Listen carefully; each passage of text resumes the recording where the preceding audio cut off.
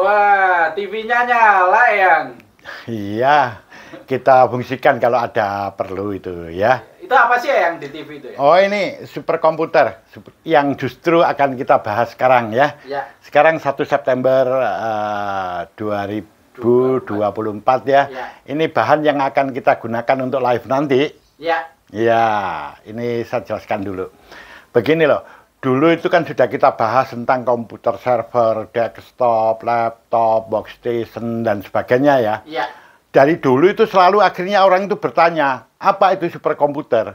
Lah ini sebelum ada pertanyaan, saya duluin gitu, biar nggak terulang lagi begitu ya. Iya, iya, iya. Ya oke lah. Apa sih superkomputer atau komputer super? Jadi komputer super itu adalah sebuah komputer yang memiliki kinerja sangat tinggi di atas rata-rata komputer biasa atau komputer manapun. Jadi jangan dibandingkan dengan komputer-komputer seperti desktop, server, dan sebagainya. Nggak ada apa-apanya. Ya. Dengan PC ya? Waduh, jauh sekali. Lah untuk bisa mengetahui ini, makanya di sini saya jelaskan. Jadi secara fisik, superkomputer itu selain dia memiliki kemampuan yang tinggi tadi ya, kinerja yang sangat tinggi, secara fisik ukurannya sangat besar. Jadi kalau kita bayangkan di sini ini, ya mungkin bisa seluas lapangan sepak bola, ya bisa lebih, ya. Dan di dalamnya itu ada ribuan, puluhan ribu, hingga ratusan prosesor di dalamnya. Ya, mari kita bahas di sini to the point aja. Coba ini tampilkan ke TV yang saya saya nyalakan ini. Yeah. Ini adalah seluruhnya ini yang disebut superkomputer. Setiap superkomputer itu ada namanya, ada kodenya. Yang Anda lihat sekarang ini adalah superkomputer Blue Gen P. Ini ada di Amerika ini ya. Yeah. Nah, kalau kita lihat superkomputer ini terdiri dari almari-almari yang cukup banyak jumlahnya. Ini ada ratusan almari. Saya lupa ini berapa banyak. Seingat saya dulu kurang lebihnya ya sampai 800 almari kayak begini. Wih. Bisa kita bandingkan sebesar apa almari itu. Nih orangnya nih ya. Nah ini almarinya. Jadi kita sudah tahu sebesar apa. Kayak almari pakaian gitu. Satu almari ini disebut dengan nama kabinet. Nah, pada satu kabinet ini terdiri dari blade-blade. Lah, ini blade-blade ini ya. Blade itu apa sih? Sudahlah, itu bilah artinya ya lembaran, itu artinya blade. Dalam kasus ini, blade itu adalah motherboard, kayak motherboard begitu. Nah, ini ada berapa blade, ada berapa motherboard? Banyak sekali ini. Dalam satu kabinet ini ada sampai puluhan ya. Ya. Kabinet itu tergantung dari superkomputer itu sendiri. Nah, setiap blade, setiap motherboard ini di dalamnya itu ada banyak prosesor, bisa sampai puluhan prosesor. Nah, kalau kita hitung akhirnya, kalau satu blade aja sudah katakanlah itu 8 prosesor gitu. Ya. Kemudian ini ada berapa banyak blade? Misalkan dia ada 20. Maka di situ akan terdiri dari 160 prosesor dalam satu almari ini, dalam satu kabinet. Sedangkan ini kabinetnya banyak sekali. Jadi berapa banyak prosesor yang ada di dalamnya? Wah, ribuan ya? Ya iya, ini sebagai satu contoh. Superkomputer Blue Gen P, ini sudah lama ini ya, 2000 berapa begitu superkomputer ini. Nah itu memiliki 250 prosesor totalnya. 250.000 itu ya? Ya, 250.000 prosesor totalnya itu. Jadi yang disebut superkomputer Blue Gen P bukan satu almari ini, tapi semuanya ini membentuk satu unit. Satu gedung. Satu komputer itu iya, yang disebut Blue Gen P ini. Nah, komputer-komputer yang semacam ini ya memiliki kinerja yang tinggi, jadi dia itu banyak digunakan untuk tugas-tugas yang memerlukan komputasi secara intensif. Jadi tidak digunakan untuk komputer secara umum. Dia difungsikan untuk tujuan-tujuan khusus. Ya. Nah, bisa kita lihat sekarang, saya berikan satu contoh ya.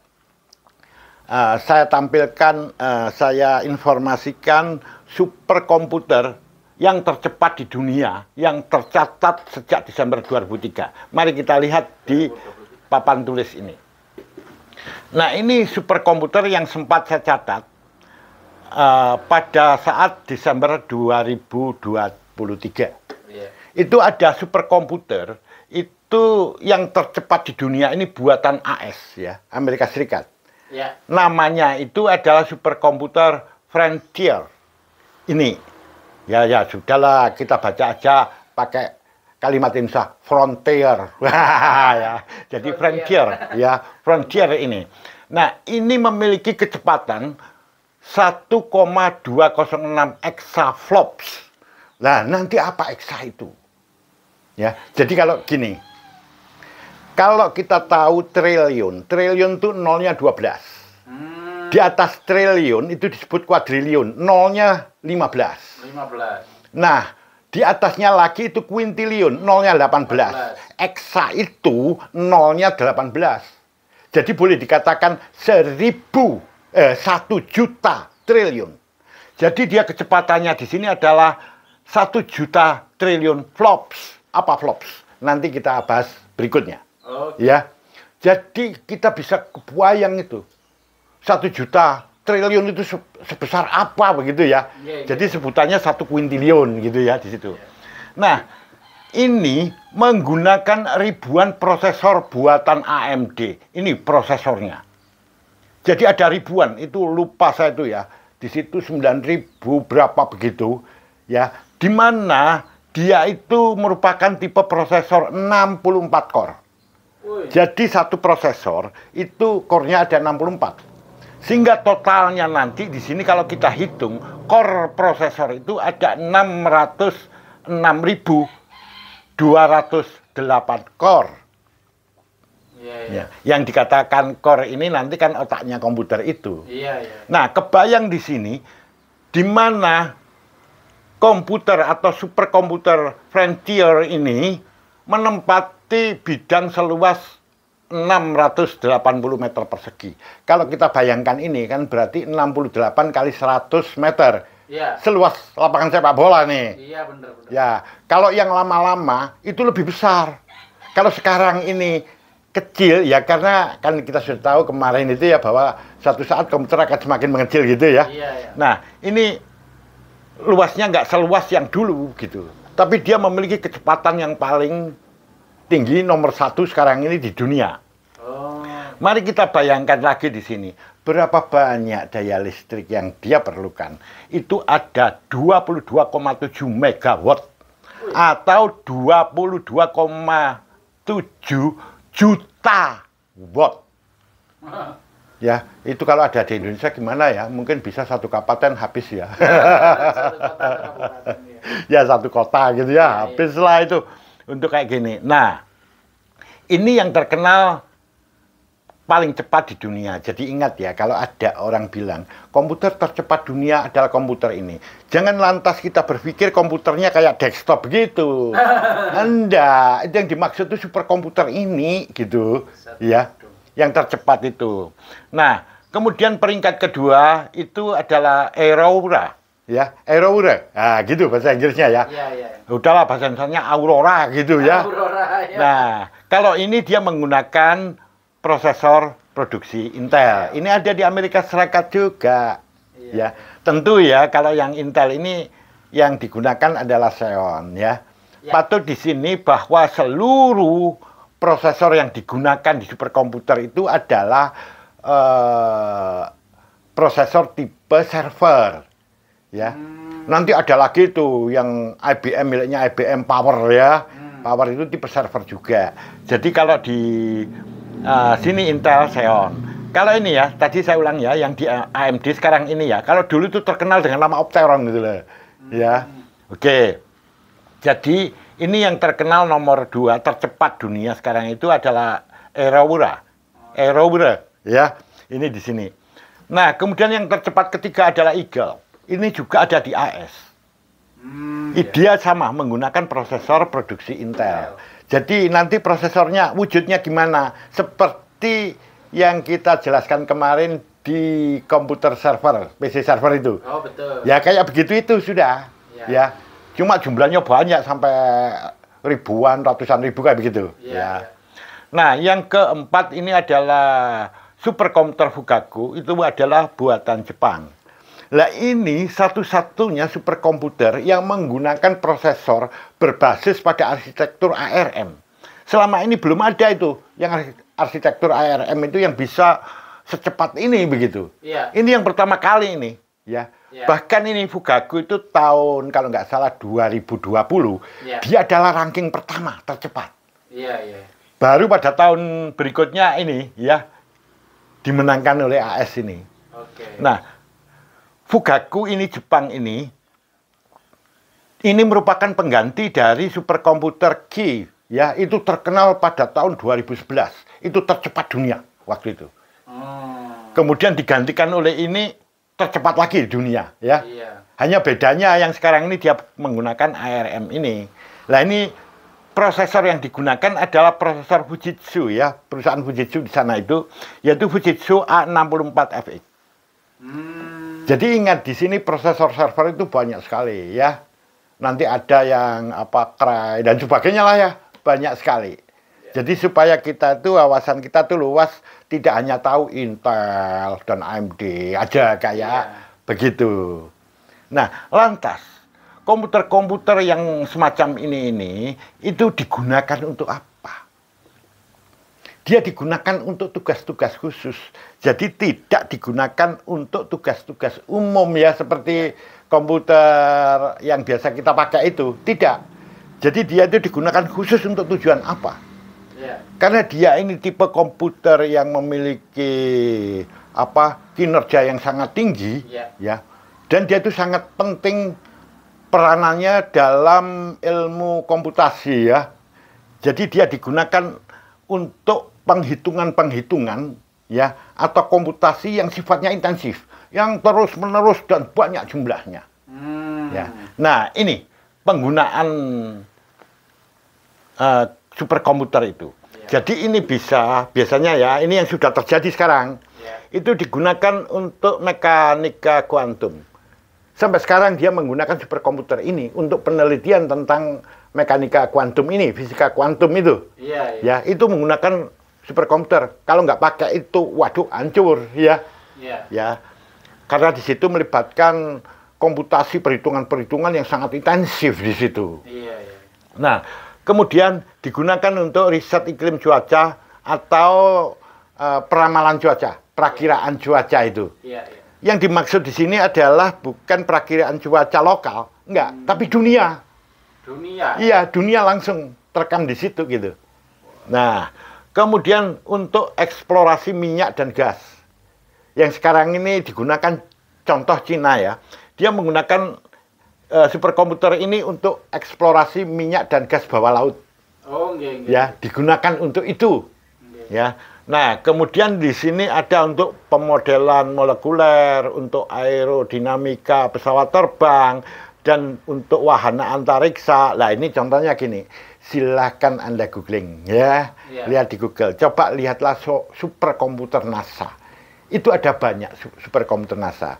Itu yang digunakan untuk mengendalikan yang kemarin itu dibahas di waktu live itu, ya. Iya. Ada James Webb, ya. Iya. Jadi teleskop itu. Kemudian ada teleskop Hubble. Itu semuanya dikendalikan melalui superkomputer NASA itu. Termasuk yang pesawat ulang-alik ke ruang angkasa itu, ke bulan atau kemana itu. Iya. Ya. Jadi superkomputer digunakan untuk tujuan khusus. Kemudian ini untuk peledakan senjata nuklir dan untuk fusi nuklir. Jadi fusi nuklir itu ini, ya, penggabungan dua inti atom menjadi inti yang lebih besar dan menjadi bagian dari atom subatom, ya. Jadi neutron atau proton begitu. Nah, sudah kita nggak jawab itu, ya. Itu nuklir itu, waduh.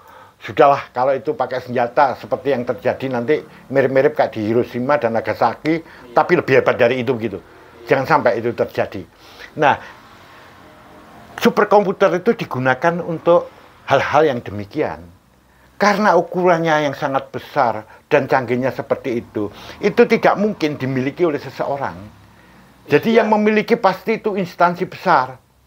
Kebanyakan superkomputer itu digunakan oleh instansi-instansi seperti agensi sains ya, dan militer. Kebanyakan digunakan di situ. Agensi sains itu apa sih? Yaitu suatu lembaga-lembaga atau instansi ya yang dia menyediakan pelayanan-pelayanan untuk riset-riset ilmiah begitu. Ya. Nah, seperti itu. Nah, kalau kita bertanya, misalnya di Indonesia apakah ada superkomputer itu ya? Waktu saya membuat tahun 2012 ini, saya buat tahun 2012 ya. Ini saya buat dulu itu. Waktu itu saya cari di Indonesia itu tidak ada, dia tidak punya superkomputer itu. Sekarang ada yang ya? Ya, sekarang katanya ya, saya pernah mendengar itu sudah 2020 lebih ya, atau 2020 atau apa ya. Itu beberapa universitas itu mau mendatangkan itu, tapi sekarang sudah menjadi kenyataan atau belum, saya nggak tahu ya. Contohnya yang saya pernah dengar itu di IPB ya, Bogor katanya mau mendatangkan itu. Kemudian ITS ya, kemudian ITB itu ya. Tapi apakah sekarang sudah menjadi kenyataan, saya juga nggak mengikuti ya, mudah-mudahan sudah. Tapi kalaupun itu superkomputer, saya kira bukan superkomputer yang semacam ini, yang gede ini. Pasti yang kelas-kelas agak di bawahnya ya. Karena kalau yang gede itu mahal sekali begitu. Nah, tapi yang penting superkomputer kayak begitu. Nah, di sini ini sekilas penjelasan mengenai superkomputer. Jadi sekali lagi janganlah membayangkan bahwa superkomputer itu kayak PC biasa. Nah, kecepatan ya, komputasi dari superkomputer, perhitungan-perhitungan itu, jadi gampangannya gini, kecepatan komputer itu dihitung dengan menggunakan satuan flops. Ya, nih flops. Apa sih flops? Itu ada floating point operation per second. Ya, jadi ini saya tuliskan di sini. Di sini aja ya, di atas ini aja ya. Jadi ini flop itu singkatan ini. Floating point nih.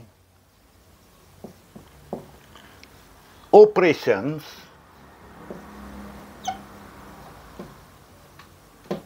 per seconds. Nah ini per seconds. Jadi disingkat FLOPS. Sehingga di sini flops. Nah sekarang apa floating point? Floating point itu gampangannya bilangan pecahan ya. Jadi bilangan yang memiliki titik atau koma dan memiliki pangkat. Jadi gampangannya begini loh. Itu bilangan pecahan gitu. Ya. Jadi dia itu berfungsi untuk menghitung bilangan-bilangan pecahan. Jadi di sini ya dalam satu prosesor itu biasanya orang itu mengenal yang untuk menghitung ada ALU dan ada FPU. Singkatnya, ALU itu digunakan untuk penghitungan aritmatika dan logika sesuai dengan namanya ya. ALU kan arithmetic ALU, logical unit. Dia menangani untuk kasus-kasus aritmatika dan logika. Sedangkan untuk bilangan-bilangan pecahan itu dihitung di FPU. Jadi ada dua pemroses yang bertugas menghitung. Ada ALU dan FPU. FPU itu floating point unit. Ya. Nah, ini yang bertugas untuk menghitung bilangan-bilangan pecahan. Ya. Jadi flops itu adalah floating points operation per seconds, itu adalah gini. Suatu perangkat komputasi, katakan di sini suatu komputer, boleh juga itu satu prosesor, ya. Berapa besar kemampuannya? Berapa banyak dia mampu melakukan perhitungan operasi, ya, matematik dalam kurun waktu 1 detik. Yang dimaksud di sini operasi ini operasi pembagian, perkalian, ya, kemudian penjumlahan, pengurangan, kemudian akar kuadrat ya. Operasi-operasi itu dalam kurun waktu 1 detik dengan syarat yang dioperasikan itu adalah bilangan pecahan, khusus bilangan pecahan. Jadi kalau dia dibilang satu flops, artinya dia mampu melakukan satu kali perhitungan bilangan pecahan tadi, entah itu perkalian, pertambahan atau apa ya, dalam kurun waktu 1 detik. Oh. Jadi 1 detik dia bisa melakukan satu kali perhitungan bilangan pecahan. Ya, ya. Nah, mari kita lihat superkomputer.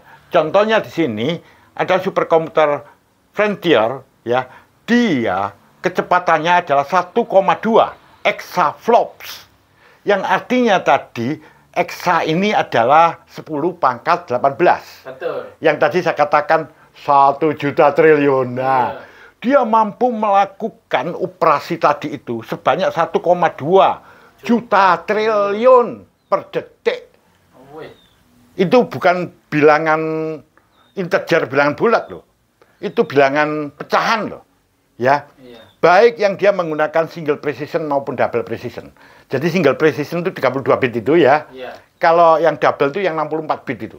Iya, iya. Dia bisa melakukan secepat ini. Kita nggak habis pikir.